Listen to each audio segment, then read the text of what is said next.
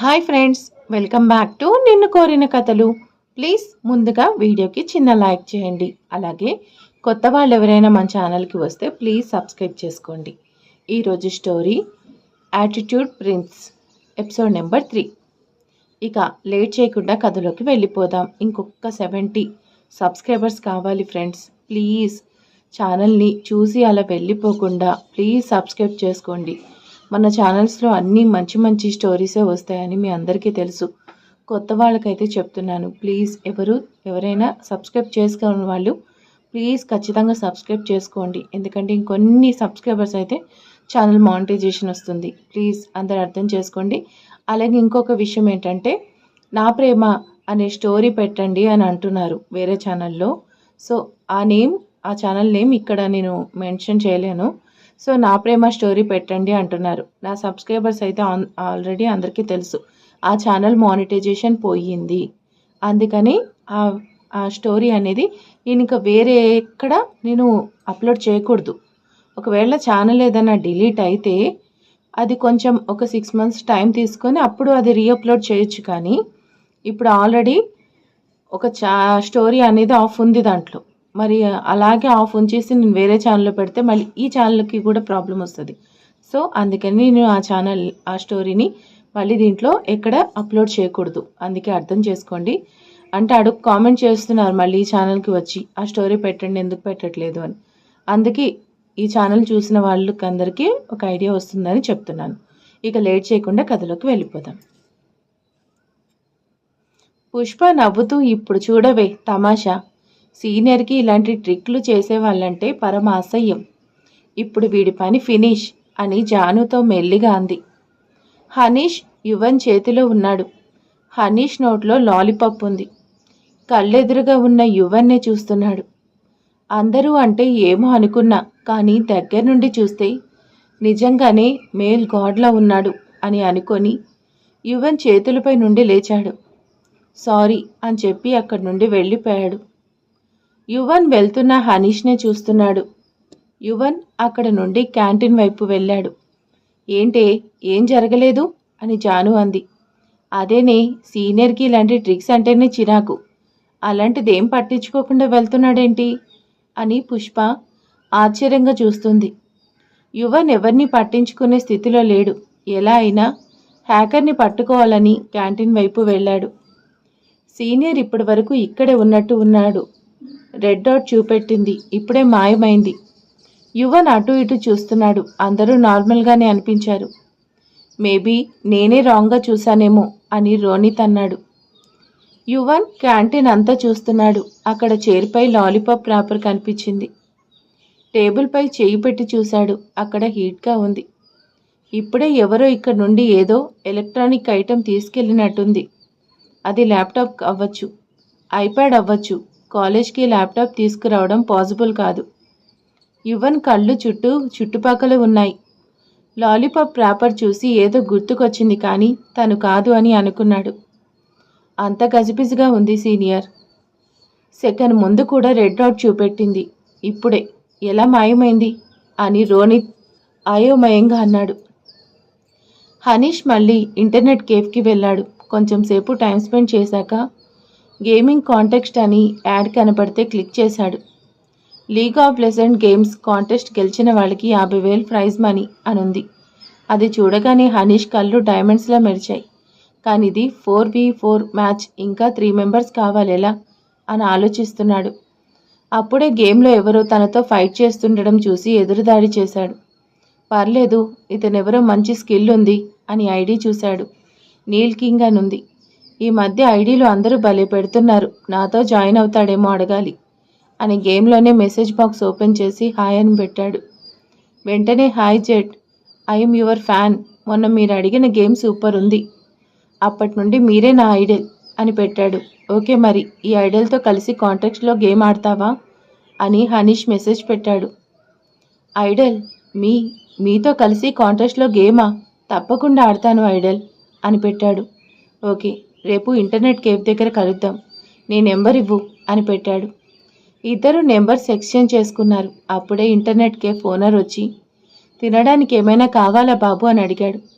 వద్దంకుల్, రేపు game friend వస్తున్నాడు, రేపు ఆర్డర్ ఇస్తాను అని లేచి హనీష్ హ్యాపీగా వెళ్ళాడు.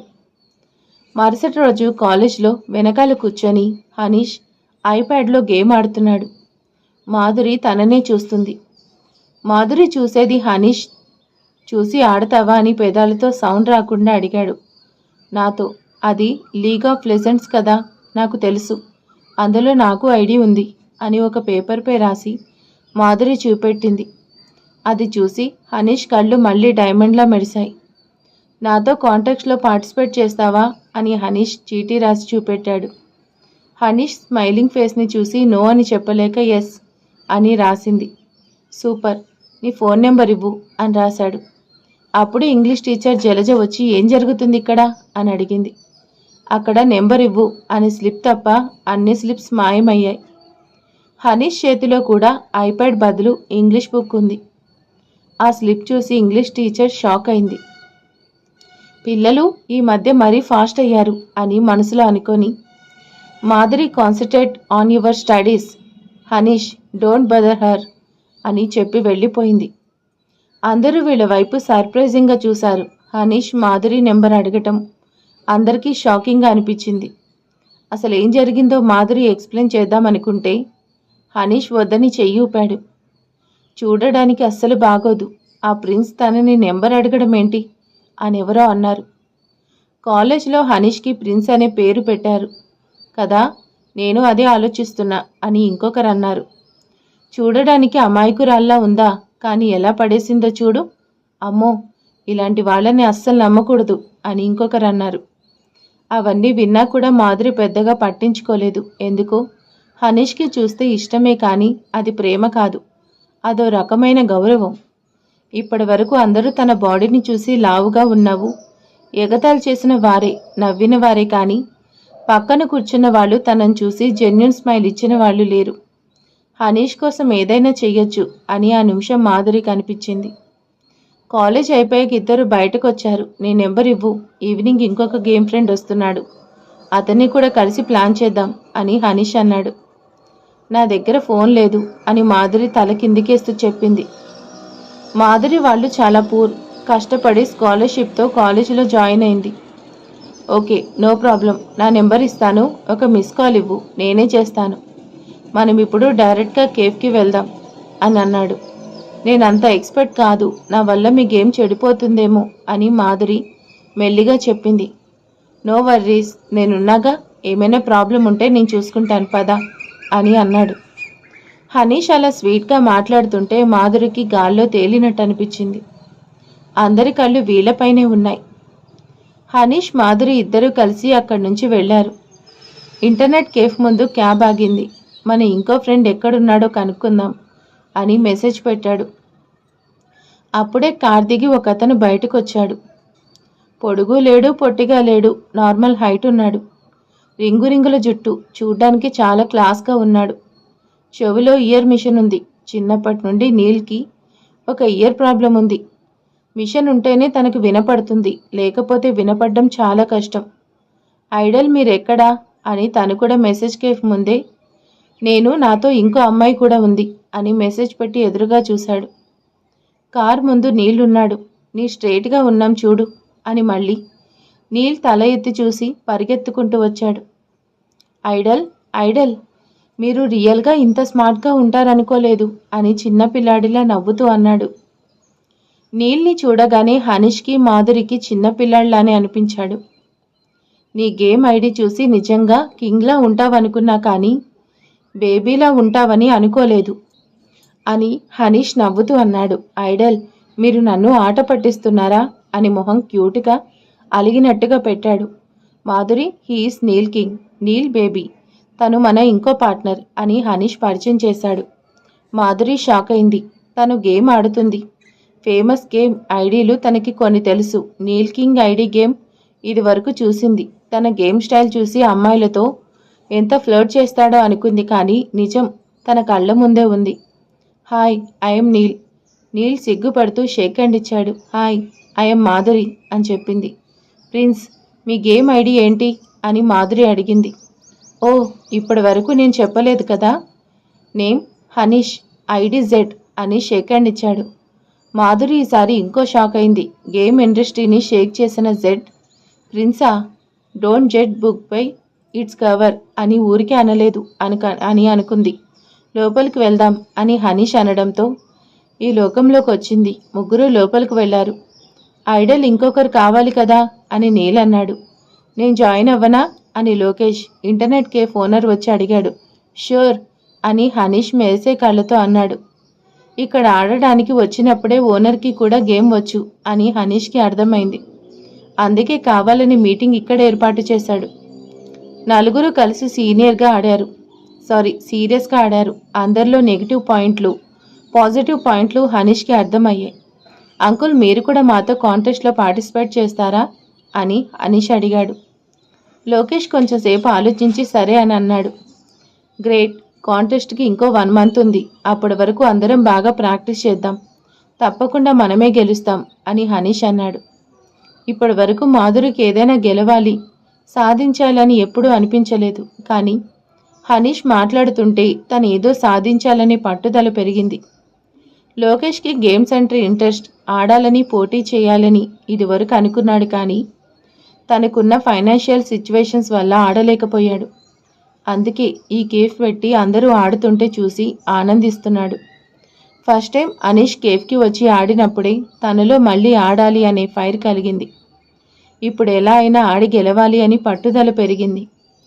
నీల్కి చిన్నప్పటి నుంచి ఇయర్ ప్రాబ్లం వల్ల ఇంట్లో వాళ్ళు ఏది చేయమని ఫోర్స్ చేయలేదు. ఎంతైనా ఆడుకోమని డబ్బులిచ్చారు.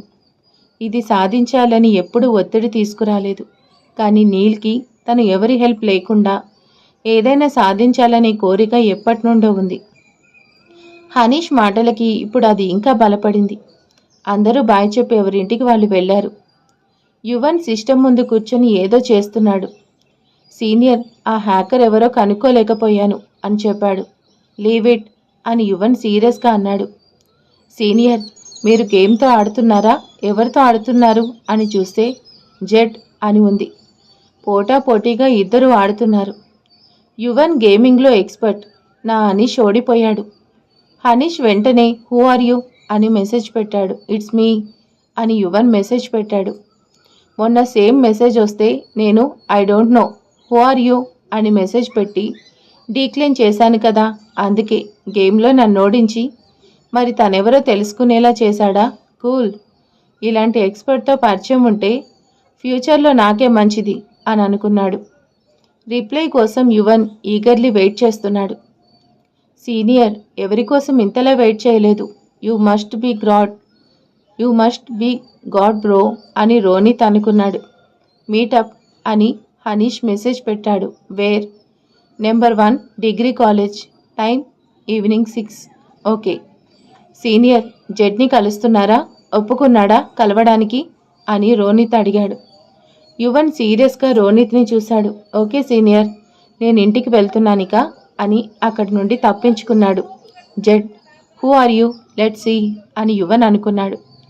మరుసటి రోజు హనీష్ కాలేజ్కి వెళ్ళాడు. క్లాసెస్ అన్నీ అయ్యాయి. మాధురి, హనీష్ ఇద్దరూ కలిసి బయటకు వచ్చారు. నువ్వు నాకు హెల్ప్ చేయాలి మధు అని హనీష్ అన్నాడు. చెప్పండి ప్రిన్స్ అని మాధురి అంది. నేను ఫిజిక్స్లో బాగా వీక్, నాకు ట్యూటరింగ్ ఇవ్వాలి అని అన్నాడు. మాధురి షాక్ అయింది. నేను మీకు ట్యూషన్ చెప్పాలా అని అడిగింది. యా, ఈ ఫిజిక్స్ ఎవరు కనిపెట్టారో ఫార్ములాస్ చూస్తేనే నా బ్రెయిన్ తిరుగుతుంది. నేను నీకు గేమ్ నేర్పుతాను, నువ్వు నాకు ఫిజిక్స్ నేర్పు, డీల్ అని అడిగాడు. హనీష్ డబ్బున్నవాడు అని మాధురికి తెలుసు. తను ట్యూషన్ చెప్పించుకోవాలంటే ఎక్కడైనా చెప్పించుకోవచ్చు. కానీ నేను తనకి రుణపడ్డట్టు ఫీల్ అవ్వద్దు అని ఇలా డీల్ చేస్తున్నాడు అని మాధురికి అర్థమైంది. నాకెవరు ఇంత రెస్పెక్ట్ ఇవ్వలేదు అని అనుకుంది. ష్యూర్ ప్రిన్స్ అని చెప్పింది. అప్పుడే హనీష్కి మెసేజ్ వచ్చింది. Where are you? I mean your college entrance దగ్గర. చూశాడు. టైంకి వచ్చాడు. ఎంత స్ట్రిక్ట్ అర్థమవుతుంది. కానీ ఈ పర్సన్ ఎవరు అని తలెత్తి కాలేజ్ ఎంట్రన్స్ దగ్గర చూశాడు. కాలేజ్ ఎంట్రన్స్ దగ్గర యువన్ చేతిలో మొబైల్, కార్ దగ్గర హుందాగా నిలబడ్డాడు. హనీష్ షాక్ అయ్యాడు. నాకు మెసేజ్ పెట్టింది ఈ మెయిల్ గాడా? వరల్డ్ ఈజ్ సో స్మాల్ అని నవ్వుకుంటూ I think I saw you అని మెసేజ్ పెట్టి మధు రేపు కలుద్దాం బాయ్ అని చెప్పి ఫాస్ట్గా ఎంట్రన్స్ వైపు వెళ్తున్నాడు. యువన్ మెసేజ్ చూసి ఎవరై ఉంటారా అని కాలేజ్ అంతా చూస్తున్నాడు. ఎదురుగా హనీష్ నడుస్తూ వీళ్ళ వైపే వస్తున్నాడు. సీనియర్, ఇతను మీకు కన్ఫర్మ్ చేశాడు అని చెప్పాను కదా. జెడ్ ఇతనా? నో వే అని రోనిత్ నోరు వెళ్ళబెట్టాడు. యువన్ హనీష్ని చూస్తున్నాడు. హనీష్ యువన్ దగ్గరకు వస్తుంటే యువన్ బాడీగార్డ్స్ ఆపారు. Yuvan family army related. Yuvan grand father అందరూ ఆర్మీలో వర్క్ చేశారు. సో ఎప్పటికీ బాడీగార్డ్స్ ఉంటారు. వేర్ ఆర్ యూ అని యువన్ పెట్టాడు. మీ ఎదురుగా మీ బాడీగార్డ్స్ నన్ను రానివ్వట్లేదు అని హనీష్ మెసేజ్ పెట్టాడు. సైడ్ నుండి రోనిత్ మెసేజ్ చూశాడు. Oh my god, this is youth wonder. Senior, ఏమైనా మిస్టేక్ జరిగిందంటారా? ఇతను జెడ్ అంటే నమ్మబుద్ధి అవ్వట్లేదు అని రోనిత్ అన్నాడు. యువన్ హనీషే జెడ్ అని నమ్ముతాడా? ఒకవేళ నమ్మినా కూడా ఎలా రియాక్ట్ అవుతాడు? చూద్దాం ఏం జరగబోతుందో. స్టోరీ అయితే ఇంకా ఇంట్రెస్ట్ వస్తుంది. ఇక ముందు ఇంకా సూపర్గా ఉంటుంది స్టోరీ. ప్లీజ్ అలాగే వాచ్ టైం కూడా చూసే టైం కూడా చాలా తక్కువ ఉంటుంది. ఎందుకంటే 16 మినిట్స్ 15 మినిట్స్ వీడియో పెడుతుంటే 5 మినిట్సే చూస్తున్నారు స్టోరీ. అంటే మధ్యలోనే స్కిప్ చేస్తున్నారని అర్థమైంది. స్టోరీ అయితే ముందు చాలా బాగుంటుంది. ప్లీజ్ అందరూ సబ్స్క్రైబ్ చేసుకోండి. వీడియోని ఎండింగ్ వరకు చూసి మీ అభిప్రాయం నాకు కామెంట్ చేసేయండి. Thank you for watching.